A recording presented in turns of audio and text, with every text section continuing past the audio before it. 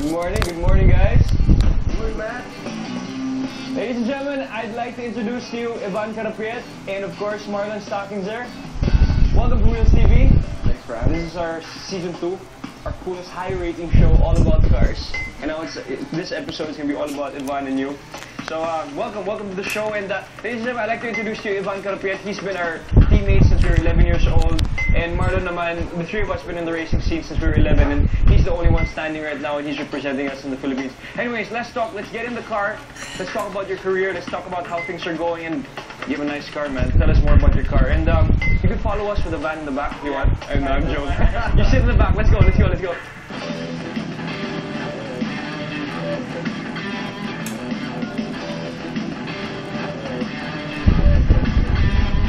How does it feel to be representing the Philippines? Representing the country, of course, you guys know how that was because we were all on the Philippine team, and it was just a good feeling, you know. Every time you're out there, and you can just make a big difference with the country. And every time that I'm coming here and playing whatever I want to race, it's just emotional. Yeah, dude. When you won the race in Monaco, I think that was a really good. That was a really good time when the national anthem played. You know, you represented the country. I think it gave all of us goosebumps. So how did it feel like winning the Monaco Grand Prix? It felt amazing. I mean, first off, it was my first time there, and I just went there with really no expectations. Just wanted to do my best, and in the end, it was a win, and I couldn't believe it. If there's only one race you could walk away and win, it would be Monaco. Yeah, Monaco was it was really cool to be part of that and make history.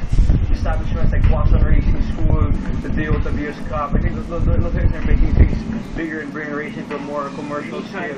The Nissan GT, which you're doing, can you tell us more about that? Yeah, so what Nissan is doing now is they brought the GT Academy here.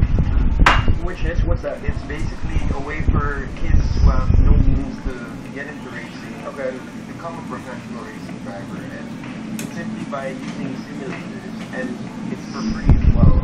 Finally, do you think a video gamer can be good in the racetrack in the real thing? I think it's possible. Obviously, nothing beats like the real experience. Nothing beats the grassroots like we all did, you know, with go-karts. Yeah. You guys know how that is. You never lose the basics. That never leaves you in your life. Yeah. You know, it's so cemented in all of us. Guys, this is only on Wheels TV, okay? You can only get this scoop from Wheels TV. So, Marlon, do you have a chance for Formula 1? I think, yeah, of course I have the chance. I mean, I've been now with Lotus F1 in the junior program. I've tested the F1 car. I'm literally racing in the levels that are just below F1. Okay. No problem, of course. We know Formula 1 is a very exclusive club. You only have 22 to 24 racing drivers. And at the same time, it takes a lot of sponsorship and money to get into this business. And I'm trying to get the best results I can.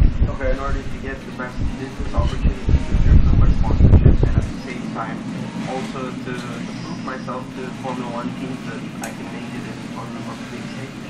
Nice.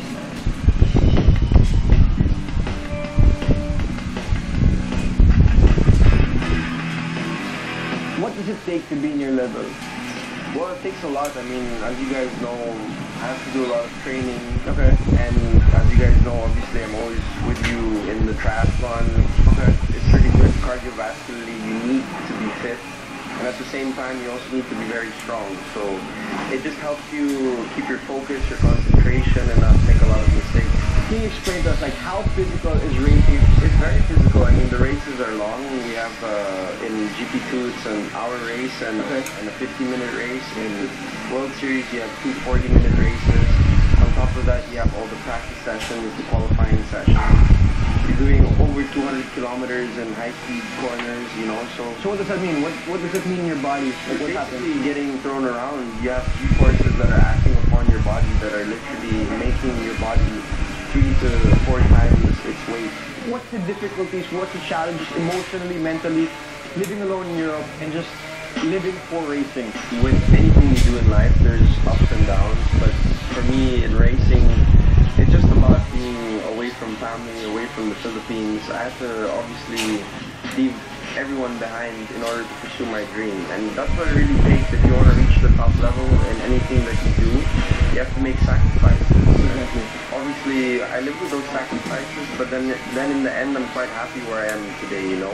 For the aspiring drivers, for everybody that wants to climb your ladder to and be in Formula One in the future, the little kids in the grassroots of motor racing now, what can you say to them, bro? Yeah, I just have to say, obviously, focus on your dreams. I did it when I was a kid, and honestly, it was the coolest thing that ever happened to me. I get to travel all over the world, I get to represent my country, and at the same time, I get to have a lot of fun. I think that's the most important thing. Whatever you pursue in life, as long as you enjoy it, you love it, then you'll do well. So that's my best advice for anyone who wants to get into racing. And I really believe the next, Filipino racing driver can do well. And I believe in the next generation.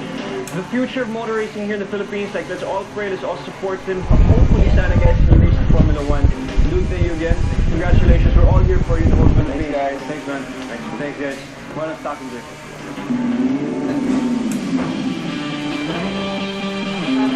So right now I'm heading for the Armed Corps firing range in Marikina because I just thought that having this unique, super fun and extraordinary car calls for an activity that is also fun, unique, and